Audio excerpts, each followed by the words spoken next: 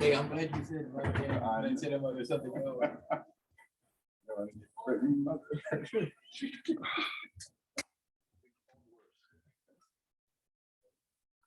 Here points. I don't know if you need to use here points.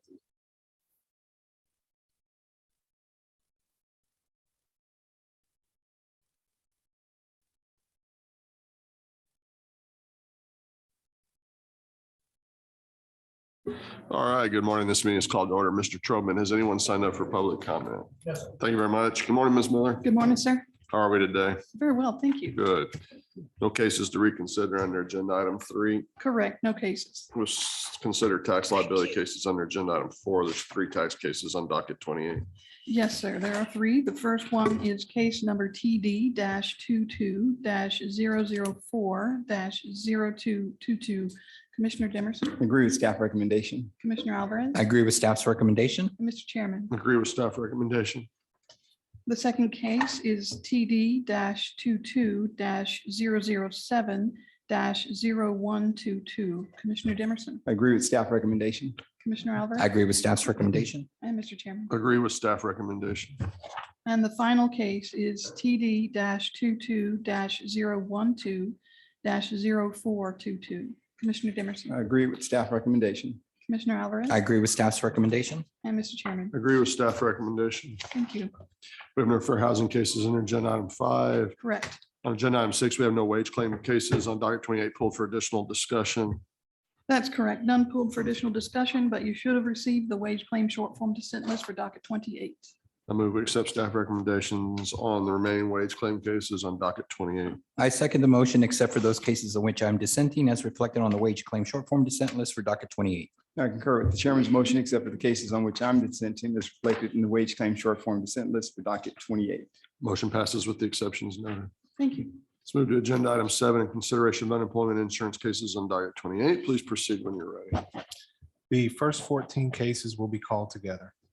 Case number 2968900, case number 2969022, case number 2969031, case number 2969083, case number 2969089, case number 2969109, case number 2969118, case number 2969128, case number 2969133, case number 2980503, case number 3084422, case number 3084465, case number 3084507, and case number 3084518. Commissioner Alvarez. The AT decision should be affirmed on timeliness. The employer testified that it responded late because it believed that its account would not be charged for separations caused by the pandemic. However, many of the separations occurred before the pandemic. Further, the employer's erroneous belief was an unreasonable conclusion based on accurate commission information. Claimants are never granted timely appeals for similar erroneous reasonings. Employers should be held accountable to the same standards that we hold claimants to. Affirm late employer protest to the notice of maximum potential chargeback. Even if the commissioners find the employer's protest timely, there is insufficient evidence in these cases to make a decision on chargeback. It is apparent from the records in these cases that the specific facts of each claimant's work separations were not developed. The employer in these cases has alleged that the employees were separated due to the pandemic, even though in many cases the employer did not report wages for these claimants during quarters relevant to the pandemic. These cases should be remanded to address the many inaccuracies in their records. Given all the issues with multiple chargeback cases involving this employer and its related entities and the employer's refusal to provide specific facts about its employee separations, the claimant should be invited to any further hearing so the necessary information can be obtained. Remand with both parties invited. Memo to tax to investigate possible SUTA dumping and payrolling. This business operates 9 different store locations, but maintains more than 13 different employer accounts. Despite the appearance of having separate legal entities, the employer has represented that all of the locations are managed and operated by a single legal entity. A review of commission records reflects that wages are being reported from multiple related accounts for most employees. There is evidence in agency records that this employer may be reporting employee wages under different accounts to maintain its tax obligation, a practice that is prohibited under agency rules. A Rule 13 decision, TD-15-140-1015, issued in 2016, demonstrates a history of evading tax responsibilities, and their actions since then indicate possible additional violations. Memo to tax to determine whether the employer and all employer tax accounts for entities related to this employer are engaging in payrolling and possible pseudo dumping, as well as any applicable penalties under section 204.087 of the Labor Code. The AT decision, each of the 14 companion cases in this group is not supportable. Despite the late protest to the chargeback notice in each case, the employer consistently and credibly testified that the company was misled by what it perceived as assurances from TWC and other state officials that no protest was necessary due to the pandemic. That qualifies the employer for an exception to the timeliness rules. And so the employer protest to the NMPC in each of these companion cases should be considered timely. Regarding the merits of the chargeback issue, the employer's testimony and other evidence in each case indicates that the claimant stopped working for the named company due to quitting with or without notice while continued work was still available at this company's location. The employer's policy is that any employee can work at any company location, which means that they can go from one employer account to another at will. A voluntary resignation for personal reasons qualifies the employer for chargeback protection under section 204.022 of the Act. Accordingly, we should reverse the AT decision on the late protest issue, hold each protest timely, and protect the employer's account from chargeback. Reverse the AT, timely response to the NMPC, no chargeback. Short form plus memo to text as referenced in my comments. Yes, sir. Have your short form and we will send the memo. The next 7 cases will be called together. Case number 296-9038, 296-9099, 296-9122, 296-9141, 296-9148, 298-2017, and 298-2060. Commissioner Alvarez. The AT decision should be affirmed on timeliness. The employer testified that it responded late because it believed that its accounts would be not charged for separations caused by the pandemic. However, many of the separations occurred before the pandemic. Further, the employer's erroneous belief was an unreasonable conclusion based on accurate commission information. Claimants are never granted timely appeals for similar erroneous reasonings. Employers should be held accountable to the same standards that we hold claimants to. Affirm late employer protest to the notice of maximum potential chargeback. Even if the commissioners find the employer's protest timely, there is insufficient evidence in these cases to make a decision on chargeback. It is apparent from the records in these cases that the specific facts of each claimant's work separations were not developed. The employer in these cases has alleged that the employees quit the job, even though in many cases, wage records for these claimants continue to show reported wages for one or more entities related to the employer after they supposedly quit. These cases should be remanded to address the many inadequacies in their records. Given all the issues with multiple chargeback cases involving these employer and its related entities and the employer's refusal to provide specific facts about the employee separations, the claimant should be invited to any further hearings so that the necessary information can be reliably obtained. Remand with both parties invited. Memo to tax to investigate possible pseudo dumping and payrolling. This business operates 9 different store locations, but maintains more than 13 different employer accounts. Despite the appearance of having separate legal entities, the employer has presented or represented that all the locations are managed and operated by a single legal entity. A review of commission records reflects that wages are being reported from multiple related accounts for most employees. There is evidence in agency records that this employer may be reporting employee wages under different accounts to manipulate its tax obligation, a practice that is prohibited under agency rules. A Rule 13 decision, TD-15-140-1015, issued in 2016, demonstrates a history of evading required tax responsibilities, and their actions since then indicate possible additional violations. Memo to tax to determine whether the employer and all the employer tax accounts for entities related to this employer are engaging in payrolling and possible pseudo dumping, as well as any applicable penalties under section 204.0087 of the Labor Code. The AT decision in each of the 7 companion cases in this group is not supportable.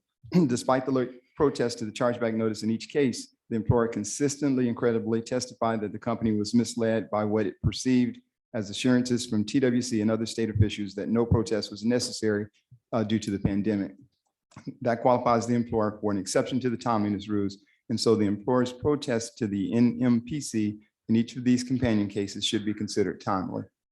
Regarding the merits of the chargeback issue, the employer's testimony and other evidence in each case indicates that the claimant stopped working for the named company due to quitting with or without notice while continued work was still available.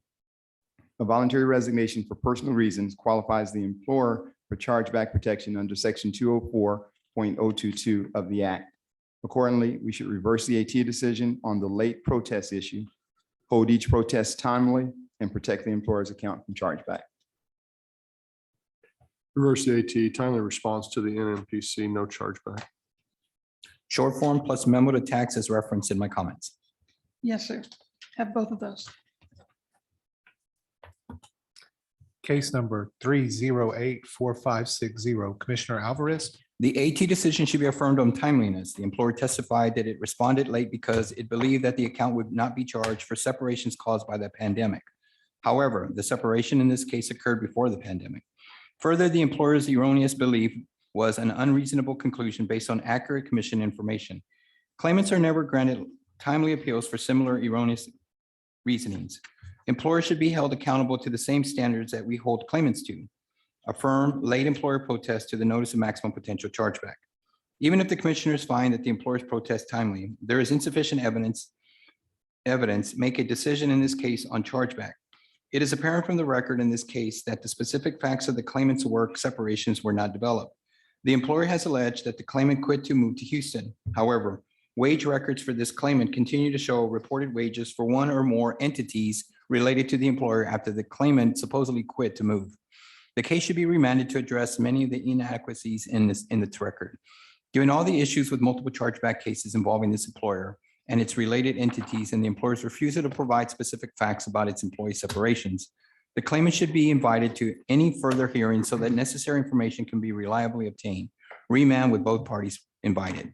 Memo to tax to investigate possible pseudo dumping and payrolling.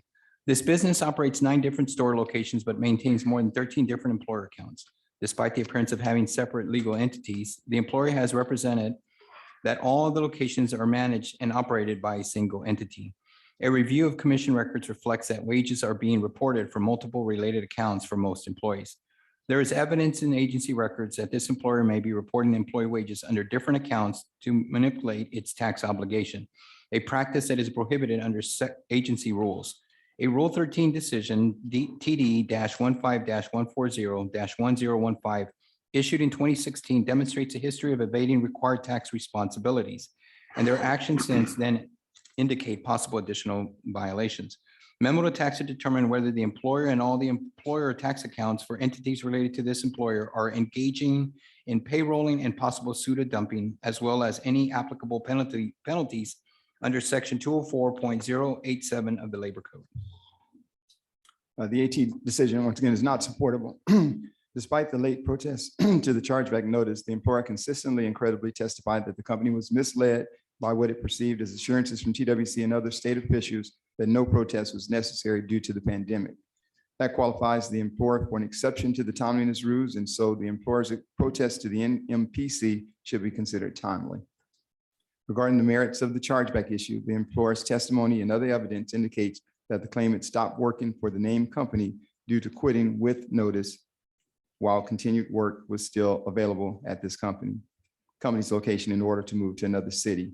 A voluntary resignation for personal reason qualifies the employer for chargeback protection under section 204.022 of the Act. Accordingly, we should reverse the AT decision on the late protest issue, hold the protest timely, and protect the employer's account from chargeback. Reverse the AT, timely response to the NMPC, no chargeback. Short form plus memo to tax as referenced in my comments. Yes, sir. Case number 2720284, Commissioner Dimerson. We should modify the AT decision. The claimant was terminated when he arrived drunk to a scheduled work shift. Although the claimant was provided almost 8 hours of advance notice prior to his reporting time, the record shows that the claimant nonetheless reported to his scheduled work shift inebriated. Since the claimant was properly notified by the employer about his work shift, but thereafter reported to work inebriated and unable to perform his job, the claimant's conduct constituted mismanagement of his position of employment and was misconduct connected with the work. Hence, we should modify the AT decision, misconduct, no chargeback, sever the adequate employer response issue. The AT decision should be reversed. The claimant was discharged for reporting to work drunk. The claimant was told on short notice to report for work at 1 a.m. on a Saturday morning. The employer did not conclusively establish that the claimant drank alcohol after he was told to report to work. The employer therefore failed to provide sufficient evidence to establish that the claimant's actions constituted misconduct connected with the work. Reverse the AT, no misconduct, chargeback, void, adequate response. Modify the AT, misconduct, no chargeback, sever adequate response. Short form dissent. Yes, sir. Commissioner Alvarez. Case number 2874814, Commissioner Dimerson. We should modify the appeal tribunal decision. In March of 2021, many months prior to the governor's executive order addressing vaccines, the employer implemented a COVID vaccination policy. The claimant was unable to comply with the policy based on her doctor's recommendation. As such, the claimant should be qualified for benefits and the employer's account should be protected from charge under medical separation analysis. We should modify the AT decision, no misconduct, no chargeback, MVI, and remove the COVID comments from the AT decision. I would agree with Commissioner Dimerson. Modify the AT, no misconduct, chargeback, remove the policy statement from the decision, short form dissent. Thank you, sir. Case number 2888319, Commissioner Alvarez. The decision is not supportable. The claimant had recently moved to Florida and was confused by the time difference. As a result, she called in late for the hearing. The claimant established good cause as her late call in was due to a reasonable time zone confusion. Reverse AT, good cause, and resubmit. Even if the claimant does not have good cause, the only fact-finding statements indicate that she was laid off after the employer sold the property and closed her location. As such, the claimant should be qualified for benefits. Modify the AT, no good cause, no misconduct, chargeback, no overpayment. The appeal tribunal decision should be affirmed. Regarding good cause, the claimant may have been confused by time zone difference, but the AT decision indicates that she did not even call in at the correct time for the time zone that she was in. As such, the claimant did not have good cause for a non-appearance. As to the job separation, the claimant quit without providing a reason per the employer's timely response. Accordingly, the claimant quit without work-connected good cause. We should therefore affirm the AT decision. The claimant did not have good cause for a non-appearance, voluntary leaving, no chargeback, no overpayment. Reverse the AT, claimant established good cause for AT1, resubmit. We will resubmit the case.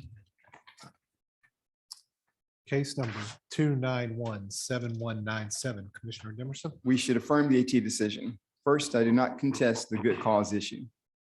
Concerning the job separation, the claimant stated that he quit because the employer was not enforcing proper COVID-19 guidelines at the workplace. However, the employer testified that its employees were wearing masks and that the employer was in compliance with state and federal workplace guidelines on COVID-19.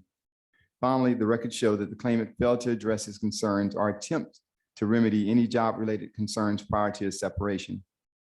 Since the employer established that it properly enforced COVID-19 guidelines, and because the claimant failed to adequately address his concerns prior to his resignation, we should affirm the AT decision.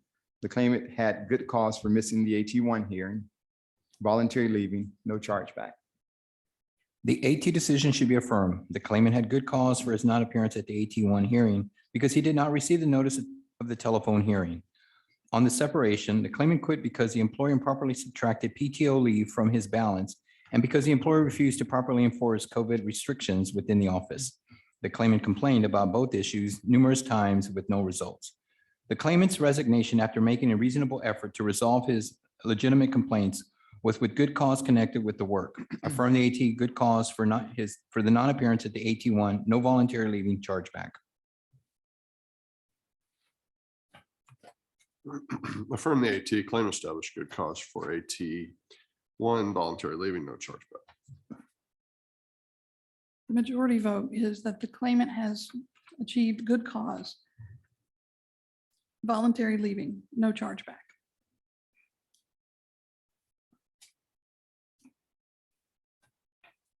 Do you have a dissent, Commissioner Alvarez? Short form dissent. Yes, sir. Thank you. Case number 2927731, Commissioner Alvarez. The decision was returned to the commission as undeliverable. There has been no testimony taken to determine the claimant's correct address or address was, or if the claimant provided an incorrect address. Further, there was an address change during the appeal period in the system, and it is unclear who made the change. It would be improper to dismiss the claimant's appeal as late for providing an incorrect address where such a fact has not been established in the record. The case should be reheard to determine the correct address at the time of the decision was mailed and to clarify the November 22nd, 2021 address change. Rehear. We should dismiss the claimant's appeal as late. While the AT decision was returned to the agency as undeliverable, the decision was mailed to the address that the claimant herself provided during the hearing. Under the timeliness rules, the mailing is considered proper, even if there's proof that the document was not received by the claimant. In addition, the claimant did not effect an address change during the appeal period. As such, the claimant's appeal is not timely, and we have no jurisdiction to consider the underlying merits. Dismiss the claimant's appeal to the commission as late and leave the underlying AT decision in full force and effect. Rehear. We'll rehear the case. Case number 2992132, Commissioner Demerson. The appeal tribunal decision should be reversed, and this case should be decided under section 207.045 of the Act, since the claimant had more than 2 weeks of available work for her at the time she tendered her resignation. In addition, the job separation in this case took place prior to October 11, 2021. Regarding the job separation itself, the claimant quit her job as a medical assistant at a hospital due to dissatisfaction with an employer policy. The claimant cited neither a religious nor a medical reason for not complying with the employer's policy. Because the claimant chose to resign rather than comply with the employer's policy that was adopted to ensure the orderly work and the safety of its employees, the claimant quit without work-connected good cause. We should therefore reverse the AT decision, voluntary leaving, reimbursing employer not billed, adequate employer response. The AT decision should be modified. The claimant quit because the employer implemented a mandatory COVID-19 vaccine policy. The employer only allowed exemptions for medical and religious reasons. The claimant objected to the vaccine for reasons of personal conscience. On October 11, 2021, Governor Abbott issued Executive Order GA 40 that prohibited any employer in Texas from compelling the receipt of COVID-19 vaccine by any employee who objects to such vaccination for any reason of personal conscience, religious belief, or medical reasons. Moreover, on December 8, 2021, all three commissioners here today signed a letter to Texas employers reinforcing Governor Abbott's order. As is reflected by the governor's order and our letter, the claimant's objection to the employer's mandate was reasonable in light of the employer's failure to provide an exemption for personal conscience. Since the mandate was implemented in an attempt to manage the pandemic, I can agree to protect the employer's account. Modify, no misconduct, no chargeback, disaster.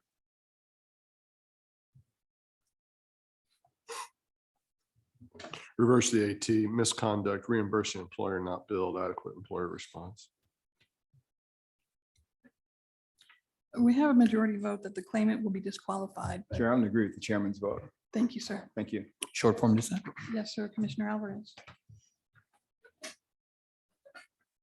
Case number 3029612, Commissioner Demerson. The appeal tribunal decision should be reversed. After the claimant's last assignment with the employer came to an end, she inquired about further work. In response, the employer, a temporary help firm, offered her multiple opportunities for another assignment, but the claimant declined them. As the claimant did not appear for the hearing, she did not provide testimony under oath that the assignments were inappropriate or unacceptable. Since the claimant refused further office work, she quit without work-connected good cause. We should therefore reverse the AT decision, voluntary leaving, no chargeback, adequate employer response. In the alternative, if my fellow commissioners do not agree, I would also support a vote to rehear this case to further develop the record regarding the details of the assignments being offered, including pay rate, distance to the assignments, hours, and other details as appropriate. The decision should be modified. The employer testified the claimant was eligible for additional assignments and did not inquire for further work. The assignments offered were not suitable and the claimant did not accept them. As the claimant was not offered suitable work, she was effectively laid off. Modify the AT, no misconduct, chargeback. Rehear for the dates when the claimant refused further assignments, memo to investigate suitable work. We will rehear the case and send a memo, sir. Case number 3032084, Commissioner Dimerson. We should reverse the appeal tribunal decision. Although the claimant alleged that she suffered from various medical ailments, the records show that the claimant failed to properly apprise the employer about her medical condition. The claimant did not request reasonable accommodations or provide the employer with a doctor's note prior to quitting. Since the record shows that the claimant resigned prior to exhausting any available remedies, we should reverse the AT decision, voluntary leaving, reimbursing employer not billed, adequate employer response. The AT decision should be affirmed. The claimant resigned from her job due to deterioration medical condition. The Texas Unemployment Compensation Act states that a claimant may not be disqualified for leaving work due to an injury or disability. The employer's election to pay reimbursement leaves the pay and protect options unavailable under the statute. Affirm the AT, no voluntary leaving, bill reimbursing employer. Reverse the AT, voluntary leaving, reimbursing employer not billed, adequate employer response.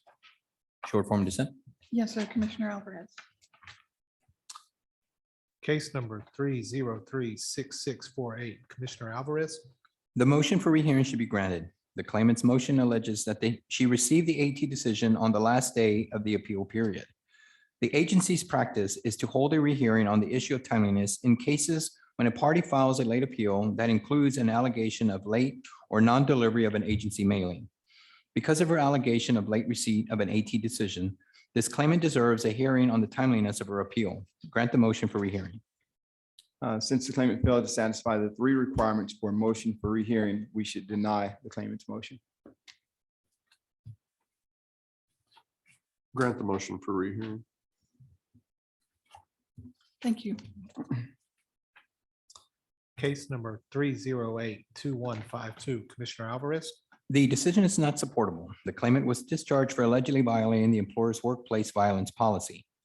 The claimant testified and provided testimony of a disinterested witness that his supervisor belittled and insulted the claimant first. Further, the claimant testified his supervisor indicated he would use a false witness if the claimant went to HR. The employer did not dispute this testimony. The supervisor's actions violated the employer's workplace violence policy. However, the supervisor was not suspended or discharged. As the employer did not discipline the supervisor for his violation of the policy, but did discharge the claimant must have been discharged for reasons other than the misconduct connected with the work. Reverse the AT, no misconduct, chargeback, void, adequate response. We should modify the AT decision. The employer's policy prohibited workplace violence, which included conduct which would arouse fear, hostility, intimidation, or the apprehension of harm in another person. The claimant was terminated when he threatened and thereafter attempted to invite his supervisor to engage in an altercation outside the employer's place of business. Although the claimant provided a witness to the incident, this evidence should not be given much weight since the witness's testimony was vague and the witness was not entirely present for the altercation between the claimant and the supervisor. As such, the claimant's actions constituted a violation of the employer's policy and constituted misconduct connected with the work. Hence, we should modify the AT decision, misconduct, no chargeback, sever the adequate employer response issue. Modify the AT, misconduct, no chargeback, sever, adequate response. Short form dissent. Yes, sir, Commissioner Alvarez. Case number 3097769, Commissioner Dimerson. We should reverse the appeal tribunal decision. The claimant was discharged for failing to follow instructions, not for failure to meet the employer's performance standards. The employer had counseled the claimant on his marketing techniques and during a performance evaluation had specifically instructed him to set up marketing meetings in advance, which the claimant refused to do. By not scheduling meetings in advance as required, the claimant mismanaged his position of employment. Since the claimant was discharged for misconduct, the employer should not be charged. Accordingly, we should reverse the AT decision, no chargeback. The AT decision should be affirmed. The claimant worked for the employer for 4 months, and he was discharged for failing to meet the employer's expectations and production standards. The record reflects that the claimant never met with the employer's standards, though the employer's testimony is clear that the claimant went out on sales calls. Commission precedents holds that a discharge based on never having met an employer's standards is not considered misconduct connected with the work. Because the claimant's discharge from the employer was not due to misconduct, the employer's account should be charged. Affirm the AT, chargeback. Reverse the AT, no chargeback. Short form dissent. Yes, sir, Commissioner Alvarez. Case number 3116111, Commissioner Dimerson. We should modify the appeal tribunal decision. Prior to the governor's executive order addressing vaccines, the employer, a hospital, implemented a COVID vaccination policy, which allowed employees to submit either a medical or religious exemption by September 2021. The employer's witness credibly testified that the claimant did not submit an exemption form. As such, because the claimant failed to comply with the policy, she was discharged under disqualifying circumstances. We should modify the AT decision. Misconduct, reimburse an employer not billed, sever the adequate response issue. The AT decision should be reversed. The claimant was fired after the employer implemented a mandatory COVID-19 vaccine policy. The claimant objected to the vaccine on religious grounds. On October 11, 2021, Governor Abbott issued Executive Order GA40 that prohibited any employer in Texas from compelling the receipt of a COVID-19 vaccine by any employee who objects to such vaccination for any reason of personal conscience based on a religious belief or for medical reasons. Moreover, on December 8, 2021, all 3 commissioners here today signed a letter to Texas employers reinforcing Governor Abbott's order. We wrote that it is unlikely that a claimant will be disqualified from receiving UI benefits if the separation was caused by the employee's failure to receive the COVID-19 vaccine. We also advise employers not to mandate a vaccine without notifying employees of the necessary exemptions and processing those exemptions in good faith. The claimant testified that she timely submitted an application for a religious exemption. The employer did not receive her application and discharged her without an opportunity to refile the application, despite being informed of her religious objection. Since the employer acted contrary to the governor's order and the commissioner's statements, the claimant was separated for non-disqualifying reasons. Reverse the AT, no misconduct, bill reimburse an employer, void adequate response. Reverse the AT, no misconduct, bill reimburse an employer, void adequate response. Short form dissent. Yes, sir, Commissioner Dimerson. Case number 3123954, Commissioner Dimerson. We should modify the appeal tribunal decision. The claimant was discharged for failing to comply with a reasonable employer request. However, because the claimant was unable to carry out the assignment due to her medical condition, the claimant should be qualified for benefits and the employer's account should be protected from charge under medical separation analysis. We should modify the AT decision, no misconduct, no chargeback, MVI. The AT decision should be affirmed. The record reflects that the claimant was fired after refusing to do a favor for the employer's administrator. The administrator had asked the claimant to do a task that was outside the scope of her job duties, and she reasonably refused the task because of the medical issues of which the administrator was aware. The claimant's refusal to do a favor that was beyond the scope of her job was not misconduct. Affirm the AT, no misconduct, chargeback.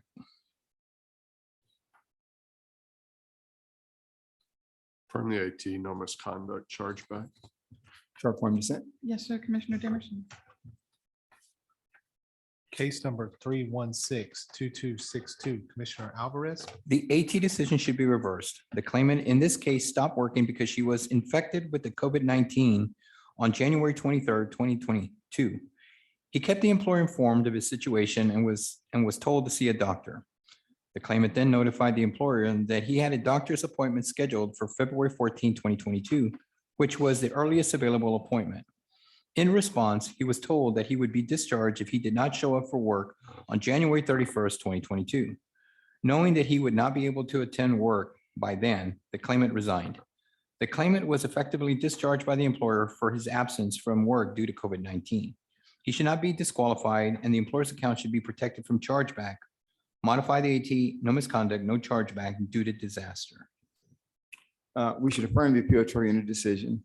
The claimant resigned without first exploring the available alternatives to quitting, such as requesting FMLA or some other leave of absence, or by asking the employer for an accommodation.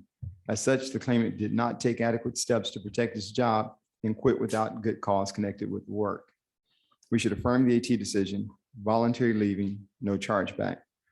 However, if my fellow commissioners believe that the separation resulted from the claimant's illness or from the COVID-19 disaster, the employer's account should remain protected from charge.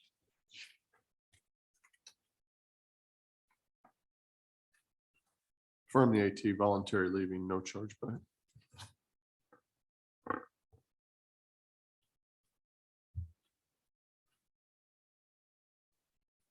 The majority vote is voluntary leaving, no chargeback.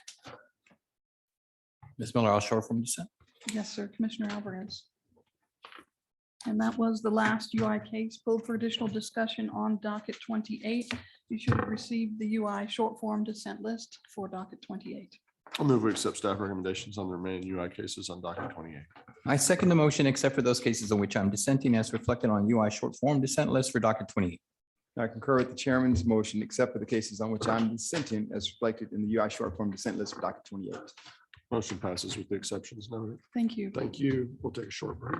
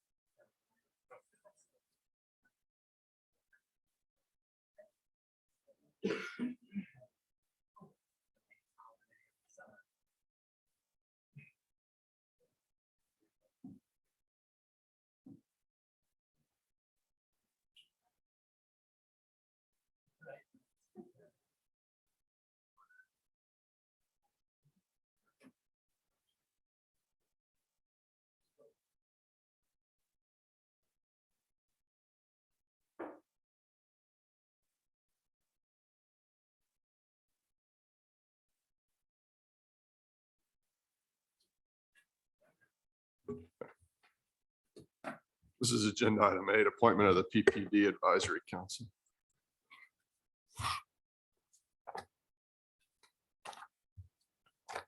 Good morning, Commissioners. Mr. Serna, Juan Garcia with the Woke Rehab Division. This morning, for your consideration and possible action, we have an appointment to the PPD Advisory Committee. The Texas Human Resources Code, Section 122.0057A, authorizes the Texas Workforce Commission's three-member commission to form an advisory committee to help establish program performance goals and criteria for certifying community rehabilitation programs, or CRPs, for participation in the Purchasing from People with Disabilities program. Section 122.0057B states that the advisory committee must be composed of 13 members appointed by the commission as follows: 4 representatives from CRPs that participate in the PPD program, 4 representatives from organizations that advocate for individuals with disabilities, the executive commissioner of the Texas Health and Human Services Commission, or his or designate, and 4 individuals with disabilities, 2 of whom are employed by CRPs that participate in the PPD program. Members of the PPD Advisory Committee serve at the will of the commission and serve staggered 4-year terms. A member may not serve more than 2 terms. The second 4-year term of a member representing the advocate community expired in February of 2021.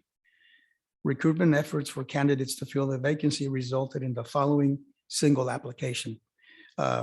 Ms. Lauren Gherkin, located in Austin, and she is an advocate and is employed by the public policy analyst. She's a public policy analyst for the Texas Council for Developmental Disabilities. Staff recommends the appointment of Ms. Lauren Gherkin to a 4-year term on the PPD Advisory Committee as a representative of the advocate community effective July 12, 2021. 2022. With that, I can answer any questions you might have. Comments or questions? None here, Chairman. None here. Is there a motion? Chairman, I move that we appoint Laura Gherkin of Austin to the PPD Advisory Committee for a 4-year term in a category of advocates for individuals with disabilities as discussed by staff. For a second, that, so it's effective, the term ends is it February 1st, 2025. Yes, that's when her first 4-year term would end. So her term would start today and end in 2025, February. Thank you. Second that motion. It's been moved and seconded. We're unanimous. This is agenda item 9, certification of community rehabilitation programs for PPD. Again, Commissioners, Juan Garcia with the Woke Rehab Division. For your consideration and possible action, we have for you this morning certifications and recertifications of CRPs to participate in the PPD program. Texas Human Resources Code 122, Section 122013 requires the Texas Workforce Commission to establish rules for the certification of community rehab programs to participate in the Purchasing from People with Disabilities program. TWC Chapter 806 purchases of products and services from people with disabilities, Rule 806.41 establishes requirements for participation in the program and subsequent adherence to those requirements once a CRP has been certified.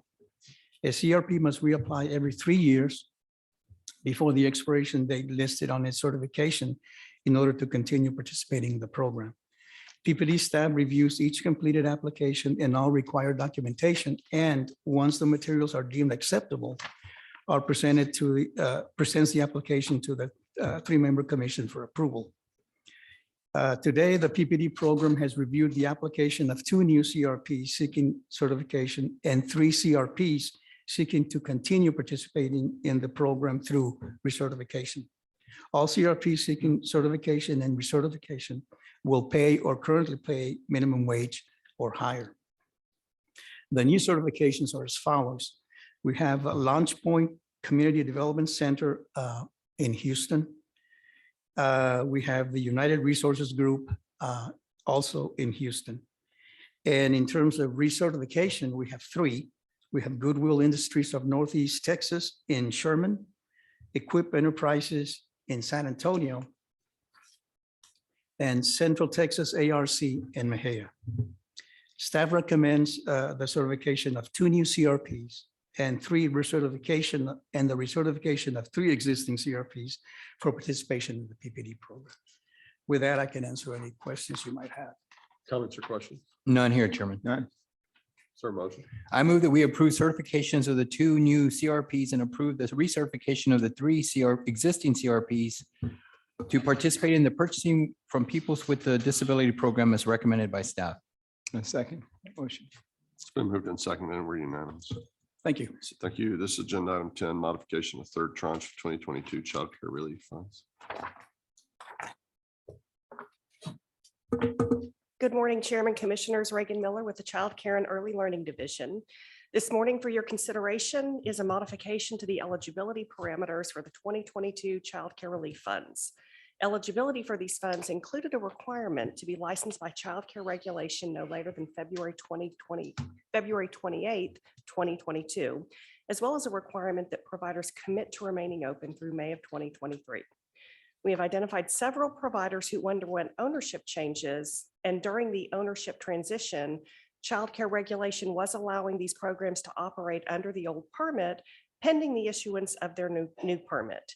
These programs continued operating, but the date of their new permit was after TWC's February 28th deadline.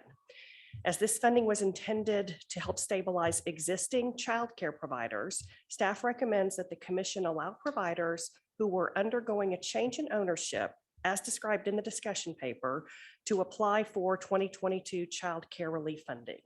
And I'd be happy to answer any questions. Comments or questions? None here, Chairman. None. Is there a motion? I move that we amend the 2022 child care relief funding eligibility parameters so that child care providers who were undergoing a change in ownership are eligible for funding as recommended by staff and described in the discussion paper. A second. Been moved and seconded. We're unanimous. This is agenda item 11, Texas Rising Star Mentor Funding Distribution. Thank you, Chairman. Our next agenda item is the distribution of board contract year 23 funding to support Texas Rising Star mentors at each local board. The BCY 23 distribution of funds will support only mentors, unlike prior years where these funds supported both mentors and assessors. This is because we are implementing House Bill 1792, which directs TWC to procure a single entity to employ all Texas Rising Star assessors. As a result, boards will only employ the Texas Rising Star mentors. In addition, we're planning for an increased Texas Rising Star workload. Currently, statewide, about 30% of all childcare services providers are Texas Rising Star certified. As we move to implement House Bill 2607 from the last legislative session, which makes Texas Rising Star mandatory, we will be increasing the number of childcare programs who are eligible to receive mentoring services. This discussion paper lays out the proposed methodology to distribute a total of $22 million. And I'd be happy to answer any questions or go into more detail on the methodology if you'd like. Comments or questions? None here, Chairman. None. Is there a motion? Chairman, I move that we approve the BCY 2023 Texas Rising Star distribution as recommended by staff and using the methodology as outlined in the discussion paper. A second. It's been moved and seconded and we're unanimous. Thank you. Thank you. This is agenda item 12, statewide evaluation for Adult Education and Family Literacy Act, State Leadership Funds.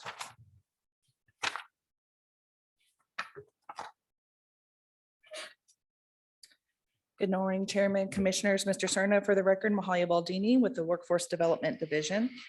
This morning for the Commission's consideration is a state leadership initiative to fund a $500,000 comprehensive statewide evaluation of adult education and literacy services, which may include but not be limited to integration and co-enrollment across all WIOA titles, student retention, persistence, skills gains, and credential achievement, program staffing, organizational structures, as well as access to adult education and literacy services.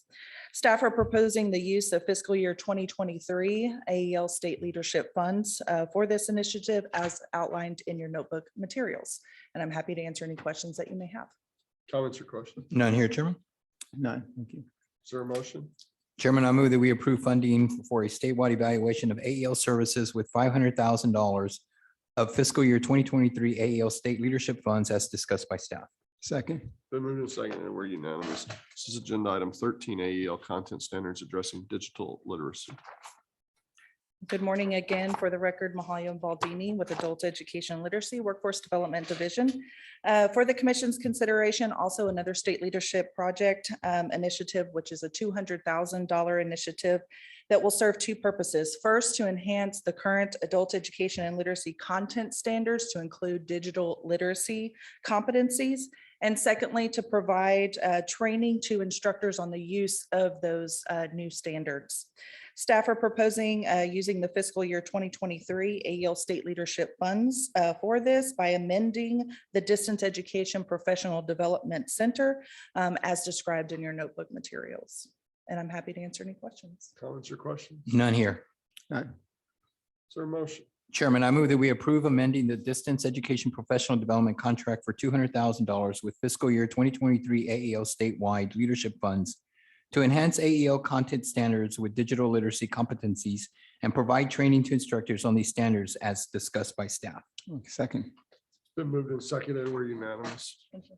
Thank you. This is agenda item 14, proposed amendments to chapter 807 career schools and colleges rules to implement House Bill 33.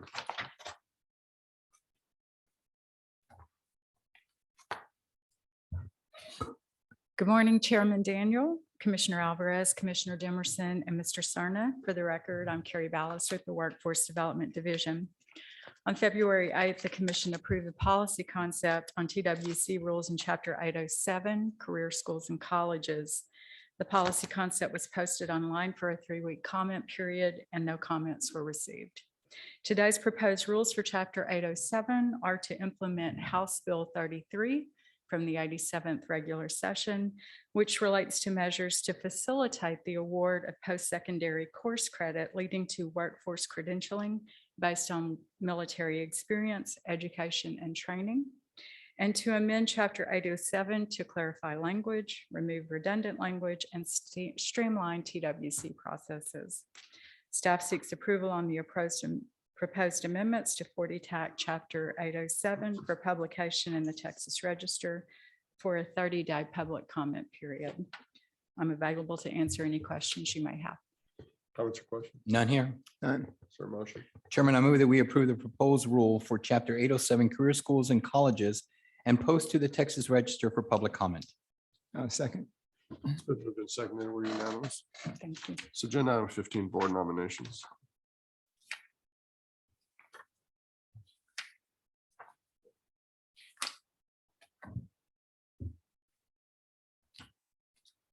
Good morning, Chairman, Commissioners, and Mr. Cerna.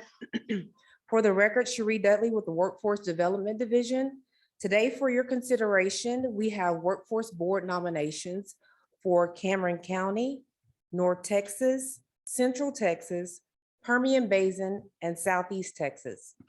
Staff recommends approval on the presented nominees, and I'm here to answer any questions you may have. Comments or questions? Chairman not here. None here. Is there a motion? I move to approve the board nominees for Cameron County, North Texas, Central Texas, Permian Basin, and Southeast Texas. Second. Been moved and seconded and we're unanimous. Thank you. Thank you. Staff has nothing to present on our agenda items 16 through 19. This agenda item 20. Is there a legislative report today? I didn't see. No legislative, no, sir. The executive director's report. Yes, sir, a brief one. 2 items. First, I'm pleased to announce that the Department of Labor, U.S. Department of Labor has designated TWC with Commissioner Alvarez as a point of contact as an apprenticeship ambassador. They have an apprenticeship ambassador initiative. The idea is that the apprenticeship ambassador would promote and expand awareness of the benefits of registered apprenticeships, identify and scale innovative practices and partnerships, increase access and support to the program, and communicate the business case for registered apprenticeships as a mainstream workforce strategy. We just received this announcement yesterday. We'll get more information to the commission offices, but they've sent us that. They'll put a press release out today, and we'll of course coordinate with our own communications group to put a press release out. So that's pretty significant for us because it keeps us at the table at the federal level for the apprenticeships. The second thing I have is to announce that, if I can find it real quick, there we go, that the Texas Association of State Systems for Computing and Communications, or commonly referred to as TASC, has nominated Margie Henson in IT, or not has nominated, but has selected Margie Henson in IT with the Rising Star Award for this year. Margie is TWC's digital signature analyst and has been helping divisions revamp their paper processes to use DocuSign and digital signatures more. And this recognizes her hard work and very valuable effort, especially during COVID, because we really ramped it up during COVID and it helped us get a lot of stuff done without interruption while people were unable to come into the office. So Margie Henson in IT has been recognized by TASC as this year's Rising Star. Those are the 2 announcements that I have. All right. Is there any other order of business come before the commission? Chairman, if I may, I'd like to acknowledge that yesterday was Commissioner Demerson's 30th birthday. We're celebrating his 30 years. So I wanted to acknowledge that. So happy birthday to our commissioner. I'd also like to acknowledge that Brady Akers from our staff will be celebrating his birthday tomorrow. So we're glad to have him there and working in communications. And then responding back to Ed's comments regarding our announcement from Department of Labor, sometime back about 2 years ago, we were approached, the office was approached about the opportunity to serve either as an advisory member of the DOL apprenticeship group or ambassador. After applying for the position and discussing it with the governor's office, we felt it was in our best interest to do it. So we're very excited, as like Ed referenced, our application was, my application was accepted, and press release will be out today. And I'm looking forward to working with stakeholders around the state of Texas for expanding opportunities in apprenticeship programs. So I just wanted to thank Department of Labor for with their support. Chairman, a couple of things here. First of all, congratulations to Margie Henson. I see that DocuSign. See her name all the time, and so it's nice to be recognized. So congratulations to Margie. Also, congratulations to Ambassador Alvarez, apprenticeship ambassador. So we'll be calling him ambassador. But the work that you do in that space is being recognized. And again, this is a tool that provides employers with another choice. And so we appreciate the work that you're doing there. Congratulations on that. And then 2 other points. We had a childcare conference in San Antonio, and Reagan, Ed, Allison, and that entire team. It was phenomenal seeing the folks that were out there, the excitement, the buzz, and the like. And so we're doing some amazing work in that space. And again, I tell you guys, hats off for the work that you're doing with the large amount of money that's coming down from the federal government and getting that out. Those employers, childcare providers are excited about it, and even the staff's even excited about the training that they're receiving as well. So congratulations on that, and keep that work going as well. Julia and Lowell as well, putting that conference on was pretty phenomenal. I had no idea they were doing that. And Julia was telling me she's been doing it for a number of years. And so good work in that regard. And then lastly, Sunday, I had an opportunity to participate with the Texas Restaurant Association at their annual conference. And hats off to Dr. Emily Knight and that team for what they're doing. Tommy on our team was a part of a panel with Lori LeRae and the likes. And so I think the governor spoke, if I'm not mistaken, on Monday at that conference, and well attended. And again, just a lot of excitement out there as we continue to turn the corner here in Texas. I wanted to acknowledge that, and Commission, thank you for acknowledging the birthday. Thank you. Is there a motion to adjourn? Chairman, I move that we adjourn. Second that motion. It's been moved and seconded, and we're adjourned. Thank you.